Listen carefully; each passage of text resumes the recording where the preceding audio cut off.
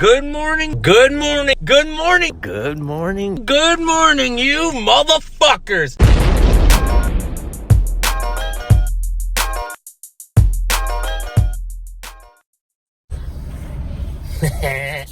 All right, good morning, good afternoon, you motherfuckers. It's a glorious...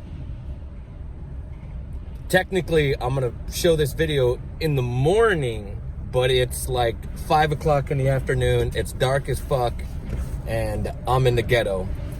As you can tell, I don't know if you can see shit, but there's crackheads, drunk winos, and trash and dirty mattresses and shitty socks.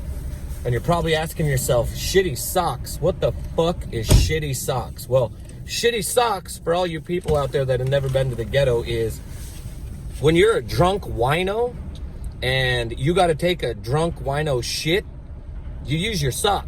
So there's a lot of drunk wino shit socks around here. So just got done riding in the ghetto. The best place in the world, like I told you guys before, is either Newark or Patterson in New Jersey. And the reason it is for that is because cops don't bother you. You're in the ghetto, and you can basically ride and do anything that you want. Although I did tell you guys, if you're gonna go to the projects or you're gonna go to the hood, be respectful. Don't eyeball people. Don't get lippy. And if somebody says something to you, just mind your own business and keep riding on your own. Don't be a dumbass. Don't do what some people try to do and get lippy and talk back. Because usually what happens when you get lippy and talk back is you get knocked the fuck out. You get your bike taken. And this ain't no, oh, I'm riding my bike in the ghetto or I'm riding my bike in the hood. If you're riding your bike in the ghetto or in the hood and you get lippy with people or you try to do something, you're gonna get your stuff snatched. And I always find it funny when people use that clickbait bullshit title stuff where they're like, oh, I'm riding in the hood, part 17, I'm riding in Compton. Oh, cool, you're riding in Compton. All you're trying to do is look for shit. But when stuff happens, then you want to make a video about it and try to get everybody to feel sympathetic for you because you got your ass jacked. If you're going to go to the hood, just mind your own P's and Q's. So anyway, speaking of being in the hood, I'm with my boy, Walter. What's up, Waltz? What's up? Salutations. Salutations. Walter lives in Washington, D.C., and the other day he called me at like 11 o'clock at night. Yeah. And I was like, yo, Walter, you should come to Jersey. And as a cool motherfucker that he is, he hopped in his car. Oh, he went to work. What time did you get off of work? Like 3 o'clock in the morning. 3 o'clock in the morning, and then somehow I talked his ass into coming here. And he drove. It takes like 6-7 hours to drive. 5 hours, whatever, but it still took you 6 or 7 because you stopped over at Penn Skate. Yeah, I decided to knock my teeth out. Well, almost. I just bought them too. Yeah, so he ended up eating shit, living the life of fear. You know that when you go to a new skate park and you got a little bit of jitters and there's all kinds of people and you're trying to fill the skate park out. Not and only then that, trying to after seeing the bowl and noticing what Van Homan and oh yeah, Ryan the Little Foster Devil got Bowl. there. Yeah. So if you don't know, it's the Little Devil Bowl, which Drop is in with absolutely fear. fucked. Yeah. So it's intimidating. But the only part that sucks is, that wasn't where the Little Devil Bowl was. They had to transfer that from the where it was originally, and then they brought it over there and tried to duplicate it. So it's got a little bit of bumps and it's a little bit different. I could feel the wood that there was so much talent soaked into just the wood itself, the coping. The coping, But, I like it. That's you know what I mean? I couldn't do it. Anyway, I'm looking around in my environment, which is full of crack needles, trash, skateboarders, winos, shit socks. And then if you look, I can't point the phone, but to our left, hidden in the corner right now, is a cop, just hanging out, watching all these motherfuckers. Son of a bitch, dude. See that? But that's the ghetto part of me, is I can feel something watching me. All right, so anyway, you guys are all probably asking yourself who Walter is. And Walter Nobody. is my boss. Walter is my sponsor. Walter owns, what do you own? Medieval Bikes. Medieval Bikes. So Ironic. Walter is my sponsor. And he's older than me. Walter is my sponsor, my boss man, and he owns Medieval Bikes, which is a new bike company that is coming out soon. So, Walter, first question. Uh-oh. When are we going to see these frames coming? That's a very good question, Ricky. Well, the frame should be here in about 3 weeks. 3 Hopefully, weeks? from now. Let's just say 3 weeks from now. Oh, okay. If I don't end up getting screwed over by shipping, but it's been a battle, a true medieval style battle to get to this point, and How long ago did you start this? Like, I know you've been trying to do this for a couple years now. How long has it been? about 11 years. Oh, Jesus Christ. All right, well, let's just say A couple of bike shops later, and we've started about 2 years ago. I want to say, yeah, it's been about 2 years in the making. I've been riding my frame for a year. And you know, we had those other ones that trial and error that we just started. You know, we tried to build the team and all that stuff. And Oh, okay. So yeah, it's been about 2 years. Oh, okay. So I know at first you were gonna do all American and do American-made frames. And for all the people out there, if you don't know, making all American frames is really tough just because of price. Like Americans tend to not want to spend that much money. And then if you're from overseas, you're really going to spend a pretty penny for an American-made frame. So I know that you currently decided to go overseas and... So pretty much what we wanted to do was we didn't want to lose the true America thing. So like we still offer American-made parts and frames, but you know, those are going to be made by order, so we can still, you know, accommodate to that crowd of folks that want to ride American, and then, you know, but we offer overseas frames that are just as good. I can't really say that overseas sucks. So whoever said that overseas sucks, that's not true, because I've been running my frame for a year and I haven't had a problem at all. I haven't bent it. I haven't dinged it. Most frames are made overseas. And I just feel like the production and the way they do things now, it's not speedy. Like they have enough workers where they can take care of it. Where here in America, everything's rush. So I just feel like American-made frames they're not taken care of as much. And 9 times out of 10, there's one dude making the frame, so he's got like 1,000 frames to make, so he can sometimes overlook things, you know what I mean? Like that that's can a good happen, way of looking at it. you know what I mean?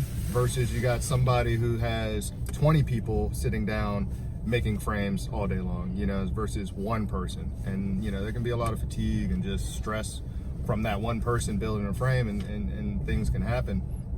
But at the end of the day, it all comes down to doing your homework and understanding geometry, and just like the engineering part is what makes the frame strong, not so much where it was made. No, that makes sense. I mean, it's just a lot of people saying that like a 4-year-old kid's over there in a sweat box building frames, where it's just... I've been there. There's no 4-year-old kids working on our frames, trust me. So it's been in the making for 2 years. Now you're going to finally have some product. What product are we going to see within these few weeks when they do come? Well, you're going to see the Warlord, the Mexican, the Crucifix. Sorry. Those are all frames? Those are all frames. Hold on, am I missing one? I know that you made some... well, we have the Plague, the Excalibur. Well, the Excalibur and the Holy Trail, those are American frames, and the Plague.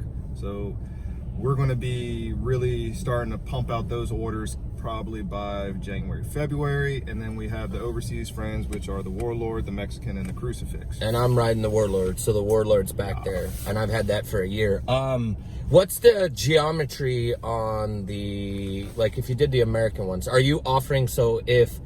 Say I want to buy an American frame. Can I get it made custom to whatever I want the specs, or is it going to be or do you have any idea if you'll be able to do that?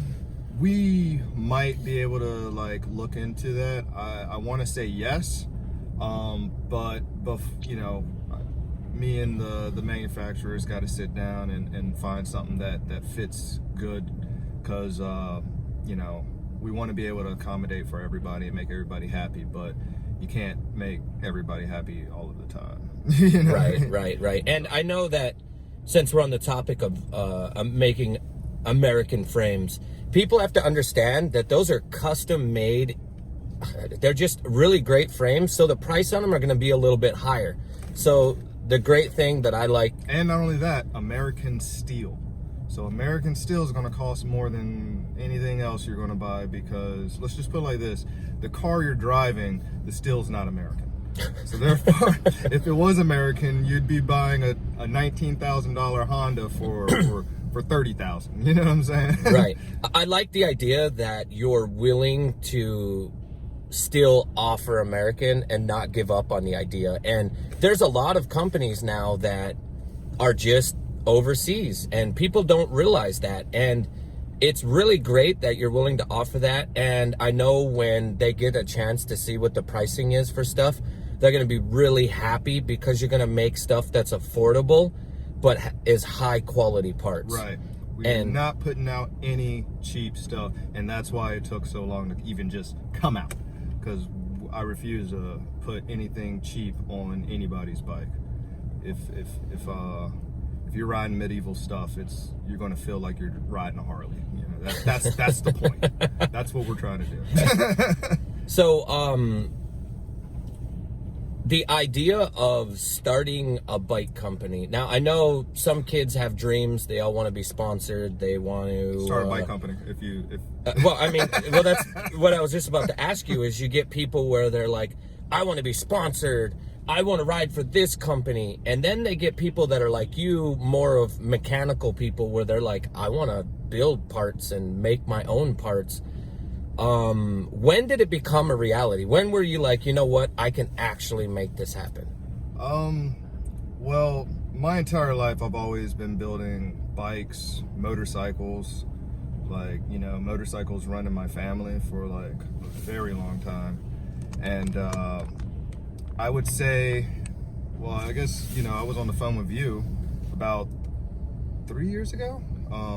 We had the bike shop, the District, and it was probably about the 5th bike shop. If anybody ever knows me, they know that I've been trying very hard and very long to try to do something in BMX. Right. Not because I want to make money out of BMX, it's because I want to live what I love and not work construction for the rest of my life. Right. You know, so it became a reality when it was just like, I mean, I'm trying to do a bike shop, I'm trying to focus on selling other people's stuff while trying to get the money to even, you know, run it. Running a bike shop is hard, because you got to make sure that the people that are the product that you're selling, that those companies are marketing their stuff right, and then you got to also have the money and the flow and the business to keep that bike shop up. And you got to sell other stuff than BMX, because, you know, BMX is a small niche market. And it was looking really bad, and I was just like, maybe bike shop isn't the thing I need to do. Maybe I just need to see how people are starting this bike shop thing. So, you know, I went off on like a little venture. And bike company thing, not bike shop thing, you mean? Yeah. Yeah. So I wanted to see, like, well, if they started a bike company, like, apparently there's got to be some way to do that.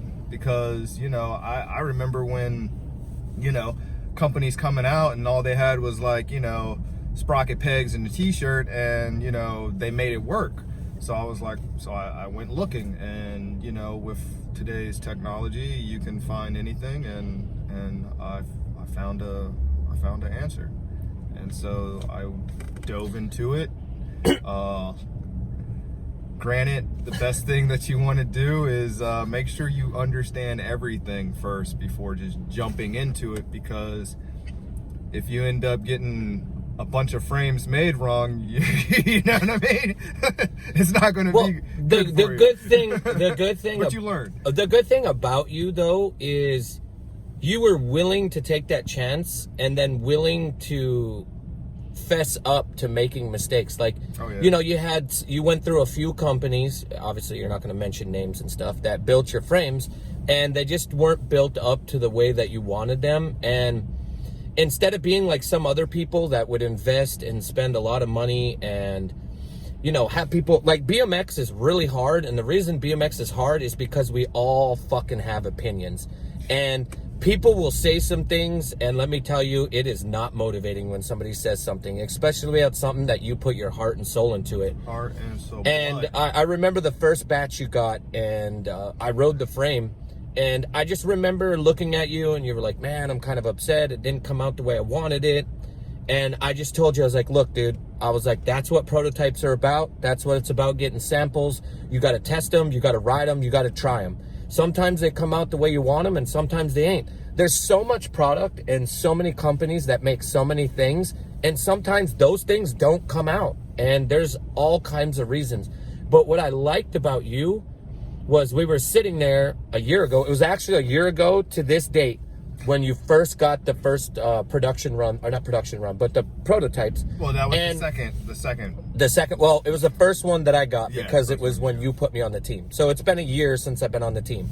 And, you know, you were unmotivated and everything, but you were like, look, dude, we're going to make better ones, and later on, they're going to be better. And now, looking back, it's a year later. It's a year later. It's almost been a year that I've been riding this prototype, and the final production is going to be coming out. And it's going to be sweet. And it's going to be good. And I'm so I just want to say to you, I'm glad and happy that you're not a quitter, because a lot of people have a hard time with just ridicule and people saying things. And that's why it's so hard for anybody to be like, I'm going to start a shirt company. I'm going to start a wax company. I'm going to start this or that. It's like taking that first step is the hardest thing. And like, the one thing that BMX has taught me is not to give up, because if you want to get good, you better keep on trying to land that damn handrail, because if not, then what are you riding for? You know what I mean? To follow my dream, because my dream was like, you gotta love BMX to start a company. Yeah. Like, or you just think that, you know, hey, I can make some money off of it, but there's no money in BMX. It's just a pure, I can't even say it's a sport. It's just a culture that either you want to help guide or you don't. And I want to help guide it, because it saved my life, and I want to save some other people's life. You know what I mean? So like that, like, you know, my whole life, everybody's been telling me I can't do something, or I don't have the money to do it. It's always been a money thing too. So what I do, I go out and try to get me a good job so I can go pay for it. Like, you know, I had to go work 3 jobs for this, you know what I'm saying? So your sponsor is actually just working, and then you gotta... Yeah, so like, you know, I mean, at the end of the day, it's just to have somebody feel good about the product that they just bought and what it represents. Like, that's what gives me the drive to keep going on. Like, and you know, I couldn't even stop myself if I wanted to at this point. So, you know, you just got to keep going, no matter whatever you want to do, whether if it's like, you know, if you want to be a ballet dancer or a professional trash picker-upper, you know what I mean? Like, if that's what you want to do, you do it to the damn best you can, and don't let nobody say that you can't or stop you. And, you know, you just got to keep going, man. Just keep swimming. Definitely. It's like Dory. it's so funny how, like, listening to you, like you say, BMX saved your life. It's no different. Yeah. Everybody has a story. Of you few hundred people that are going to end up watching this, all of you guys have your own story. And I feel like being part of Medieval, like I've been sponsored by, I don't know, 9 or 10 different companies.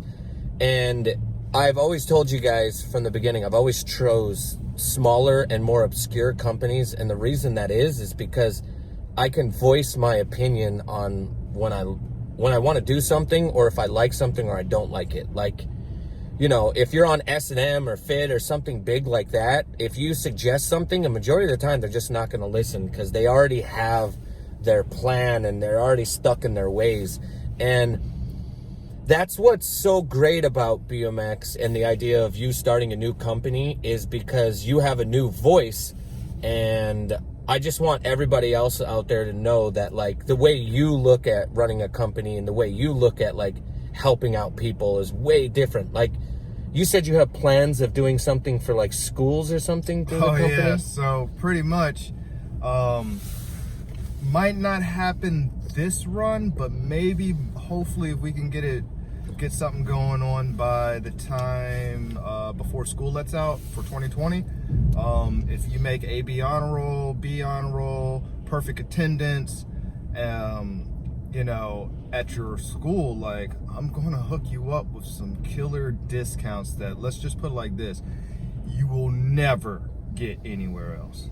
And just to go to school and learn, because, like, I'm not trying to sound like a dork or anything like that, and yeah, whatever, school sucks, and yeah, you might go to school just because some hot chick is there, but at the end of the day, if you ain't got that education, you know, I mean, smoking pot and looking cool isn't going to get you there. You know what I'm saying? It's only going to leave you on your mom's couch. I know, man. There's only a selected few that make it from, you know, being that way. And that's the other thing. And I've said this to you guys 1,000 times before. Like, being a professional BMXer and living off of just BMX, you're going to be fucking roommates with 5 other stinky ass BMXers. And it's a lonely, you know? Shitty life. It's not that great. You could work at McDonald's and make more than most pros that ride. And I'm not saying don't go for it, and I'm not saying don't do this, don't do that. But just you know, just finish school and just make something. Definitely. Go to fucking school, and don't go to college. Go to secondary school. Yeah, don't go to fucking college. College is a waste of money. I don't care if you want to be a director or some shit. Figure it out. But don't go to college. All right, if you want to go to college, go to college. I mean, yeah, if you go to college, but just prepare to pay that $60,000 at the end of the year. You're gonna be like, my job only pays me $30,000 a year. Well, yeah, college is a business. They're making. Look at this shit. Oh, look at. You guys can't see it right now, but we got a prostitute right now. Oh, dude, she's taking off her clothes. Is she about to take a shit? Oh my God, is she about to piss? Gross. All right. Anyway, so you're gonna have a website soon, right? Like. Well, we got Yeah. All right. Well, we can't be distracted. Right. She is taking a piss. Yeah, right there. Taking a fucking piss. She's about to take a shit. She's taking a fucking shit. Yes. She's taking a shit, dude. All right, hold on. Come on, I know you're gonna wipe your ass, you stinking. You stinky booty ass. Oh God. So this is where we are, out in the ghetto. You gonna clean that shit up, you nasty bitch. Oh my God. There she goes. She had to piss really bad. There she goes. She's right there. We caught you. All right, we're back. You guys got to see the grossest thing. I have to edit a little bit part because, like, she showed her butt, so I can't have that on. Blur it out. Just blur it out. I can't. I don't know how to blur it out. So anyway, I got to edit that part out. So no. You could like add like a photo to it. No, I don't edit. Fuck editing. So I'm just gonna cut it out and then put it. The only editing I do is that. Just skip it, but they gotta see it. No, I'm not gonna show. They're gonna see like the chick walking there, and they'll get that. But that's it. So anyway, you're gonna have you have a website, right? Yes. What's the website? MedievalBikes.com. Okay, and then also my heat's off, dude. Yeah, man, that's what you get. Christ. All right, so you have a website. What's the Instagram? MDVL_. That's M, like Mary, David, vlog, loser, _bikes. Okay. MDVL_. I'll end up having the web store or the website. Did I say web store? Website. I'll have that shit down below. I'll also have the Instagram, so you guys can follow all that. And also, if any of you guys out there got Sponsor Me tapes, he looks at them. So what's the email? If they were going to email something, where would they email? Gotta love them. Sorry. I'm not Brad Pitt, you know, the only actor that can eat and act at the same He's sexy. Anyway. The email is info@medievalbikes.com. There you go, boys and girls. All right, well, he's got to drive. How far do you got to fucking drive? 5 hours. It's almost 5 o'clock. We just got done watching a girl piss and shit her pants. Got to ride some pretty cool street in the most dirtiest city in, well, it just seems like, come on, people, I mean, y'all gotta stop littering, man. This shit's fucked up. It's gross as hell. It's gross. Like, I touched the ground and I feel like I got caught AIDS. It's disgusting. So I'll leave a link for the website, and then I'll leave a link for the Instagram down below. And make sure you guys check that out. Also, if you guys got sponsor me tapes or sponsor me edits, email those over Check 'em out. to. I'll do the best I can to get in touch with you, or, you know, to talk to you, and, you know, hit me up if you got any questions, or, you know, if you just want to just say what's up. And, I'll talk. You know, they're not somebody that's untouchable. Unapproachable. Which is great. See, that's what's so good is the majority of the time when you see interviews or you hear company owners talk, they don't ever want to address that part. It's always like this forbidden or this hidden thing, and that's what I'm saying. It's like so great about you, Walt. We want to take BMX back to the medieval times, and that's just that 90s and mid school 2000 feel where it just felt warm and welcoming. You know what I mean? Every time you put in a props video, it just was like, yeah, I'm ready. You also got to remember a majority of these fucking kids have never seen props. Holy shit. Yeah, you're forgetting that. So there's some old dudes on here, and the majority of it are young kids. Look, kids, y'all got to do your homework. If you want to know about BMX, you can't know where you're going if you never knew where it's been. You know what I mean? Hell, watch the movie Rad. You know what I mean? At least. I'm distracted by this. This place is so. All right, well, it's getting dark. This place is sketchy as fuck. Yeah, go ahead. Stay in school. I mean, not to sound like lame and shit, but just do what your parents ask. I know they be bugging and shit. You know, just do what they ask so you can get back on your bike, make some good grades, get the hell out of their house by the time, like, at least by 25. If you can get a job by 18, you know, stack that money up and go travel the world, man. Get out of the freaking suburbs. Go travel the world with your bike and go experience life. Not life in front of the television or your cell riding. phone, or like your, what you're cell doing right phone. now, watching you know this. What I mean? Either way, get the fuck out of my car, Walter. I'm quitting the team right now. I love you. What team? Thanks. Yeah. Joking. All right. Joking. Peace. Have a good one. Oh yeah. What's my catchphrase at the end? Marijuana.